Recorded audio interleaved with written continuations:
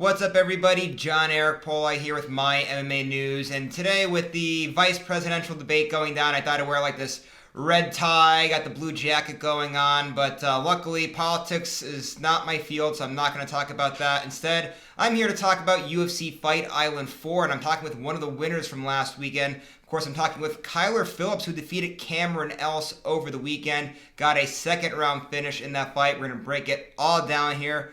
So, Kyler, first off, man, how you doing? I know you're back in the United States. How's it feel back to be on U.S. soil? Feels great, man. Wherever I'm at, I feel happy. Every day it's just like opportunity and just being thankful for the day and going out about my business and working out and doing what I got to do is just fun. Whether I'm at home in Arizona, whether I'm going to Vegas tomorrow to the Performance Institute, and then being in Dubai was a surreal experience as well. So wherever I'm at, I'm making the most out of it.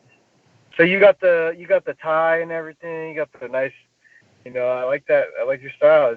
So since it's at home, is it like just from the top up or? Yeah, I'm wearing basketball, Syracuse basketball shorts on, flip Oh flops, my only the top up. god. If I have to wear the pants and do the whole suit, I'll do it. But no one's gonna see underneath here, so Yeah. we're good to go, I'd say. Yeah, you don't need it. Exactly. Oh man, by the way, I have to tell you, I'm a big fan of those sunglasses too. As I'm looking at you here with those blue shades on, I didn't know blue sunglasses were a thing there. I thought you get blue sunglasses. Yeah, I got a couple different shades. I actually in my car right here. I'll show you guys some of my shades. Let's see, I got these green ones. These ones are pretty sick.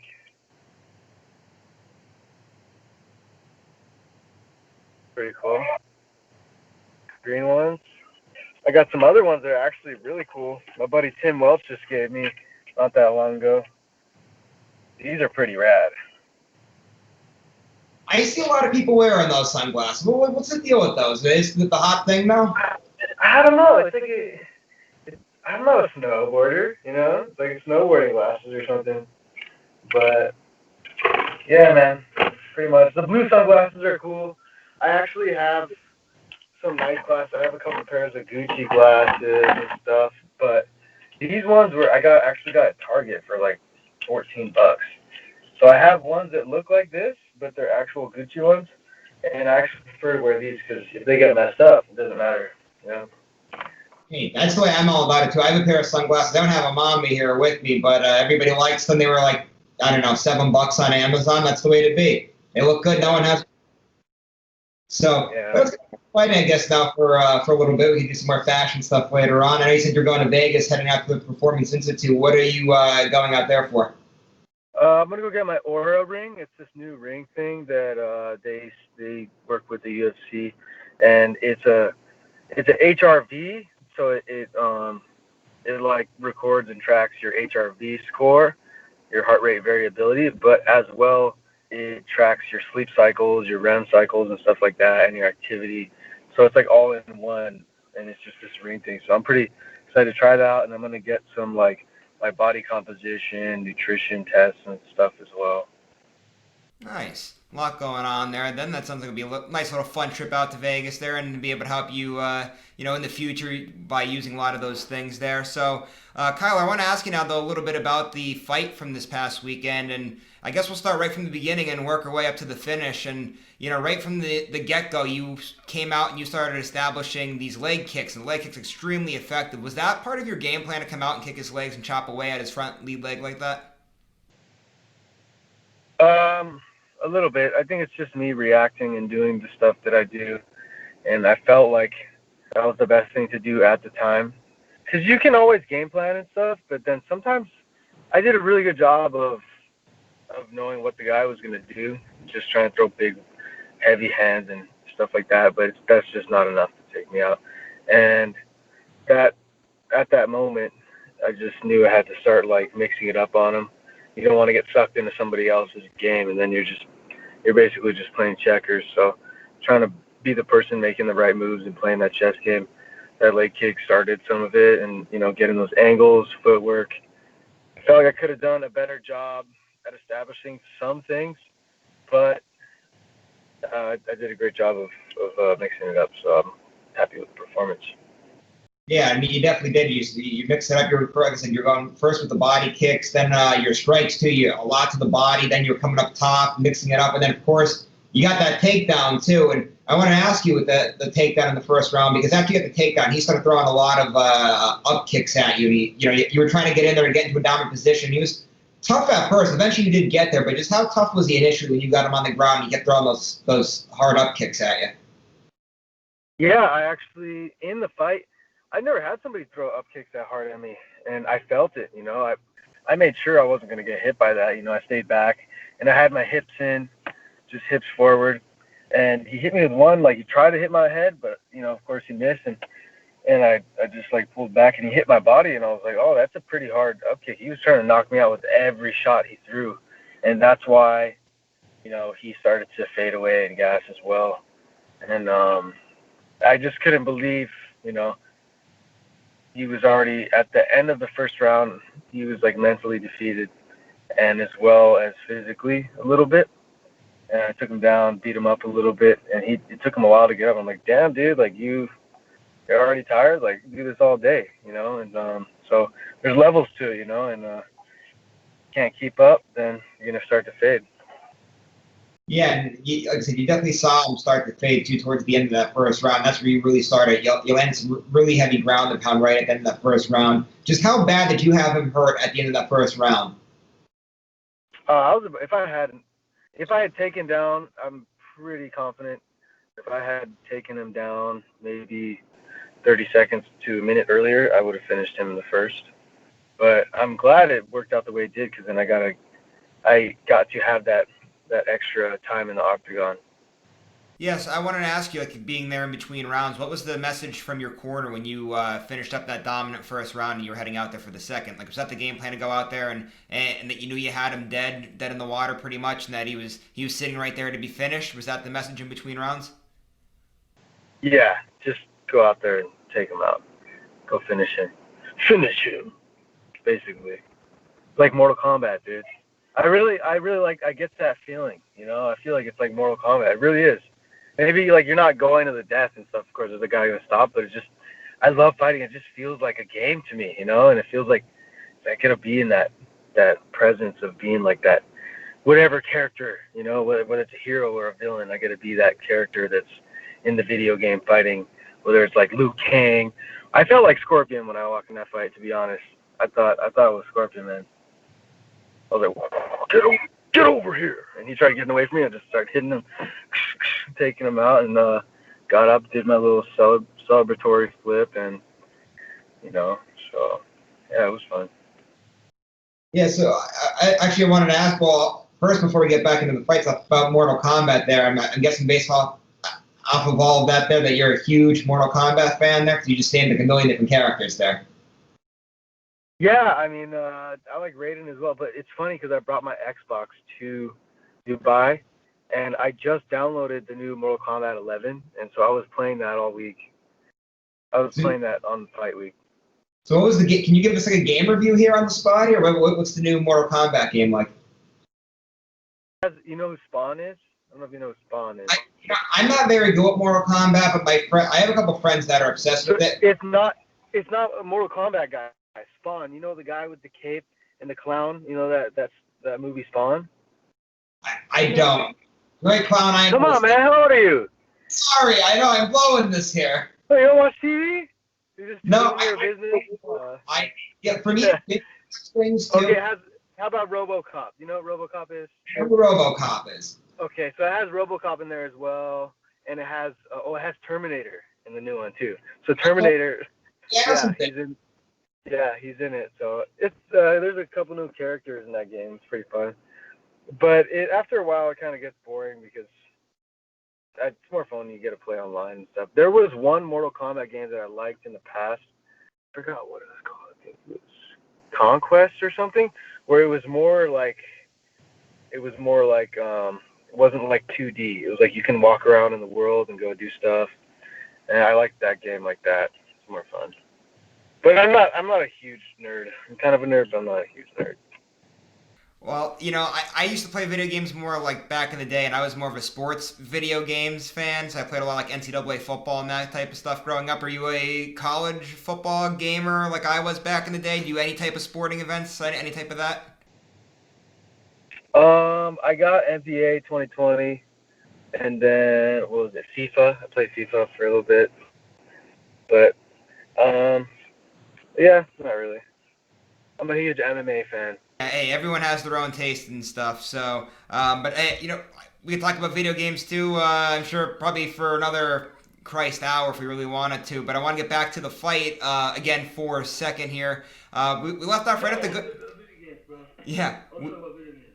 We left off right at the good part here with your finish. So I wanted you to take everybody through that finish. 'Cause that second round only lasted, I think, something like what was it, 43 seconds, maybe even less than that. There, you really went out there and you gave it to him there, and that started that second round. So just take us through the finish there.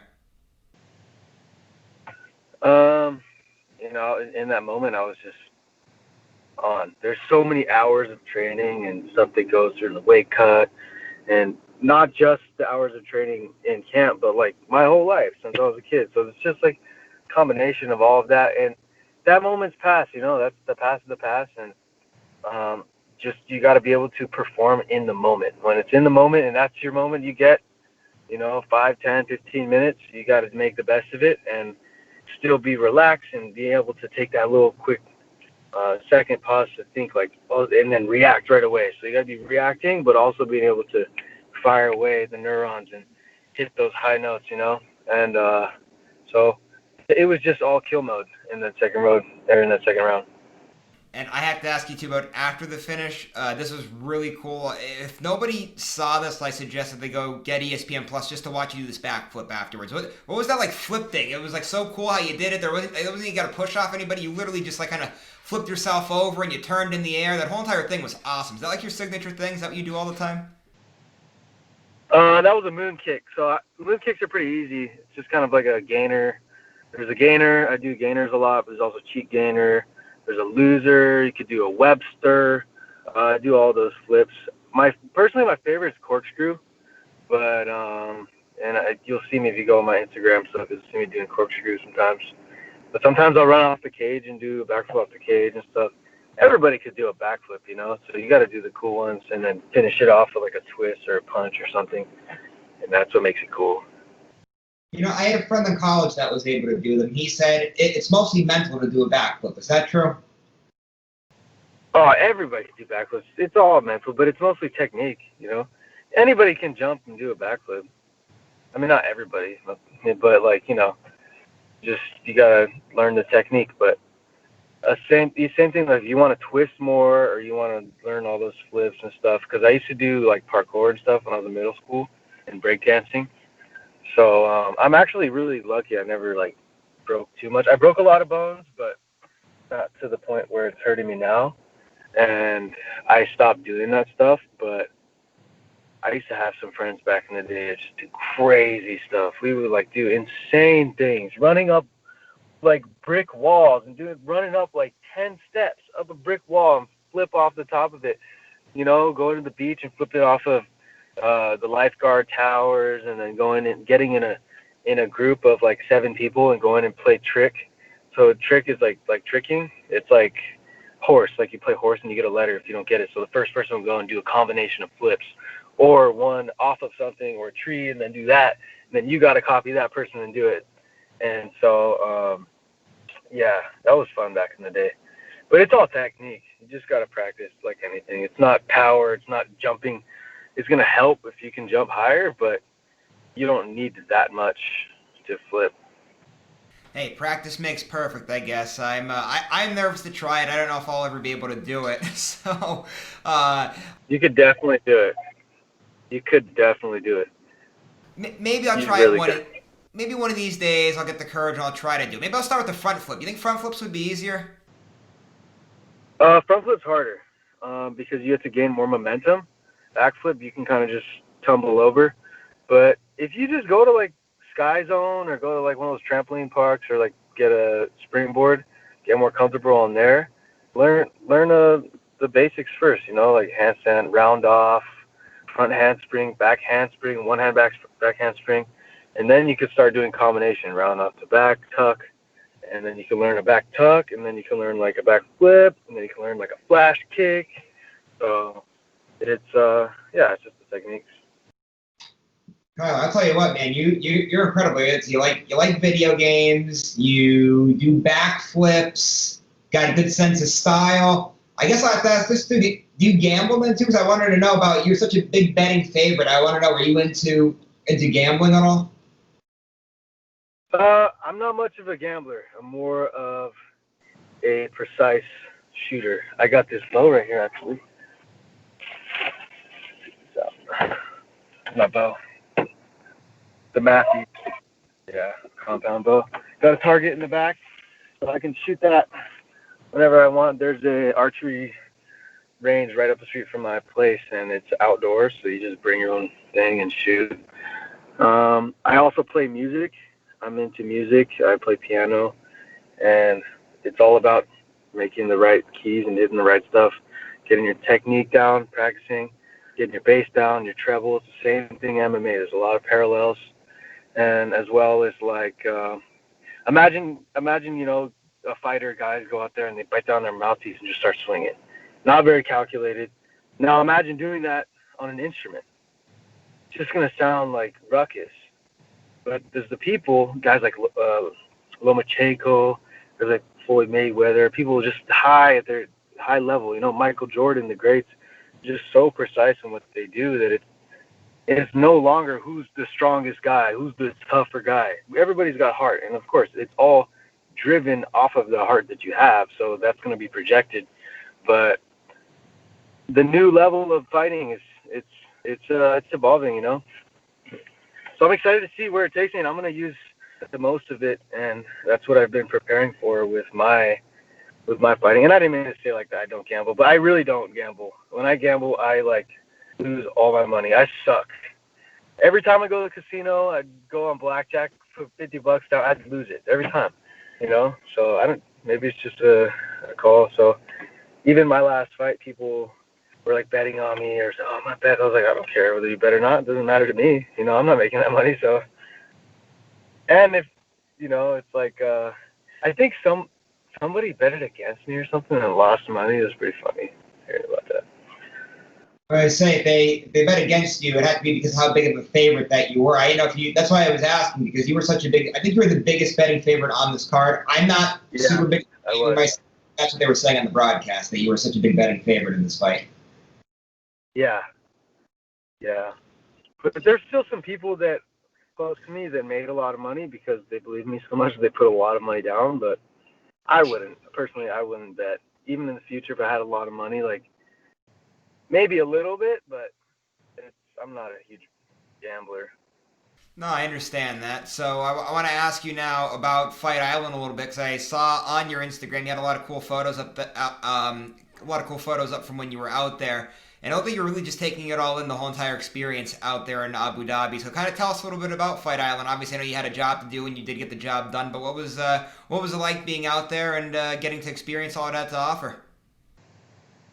It was so fun, it was really fun, honestly, and I like that it's like the capital right now, and it's really cool out there. The food is good, the people are cool. The little Yaz Island, of course, we're kind of like quarantined.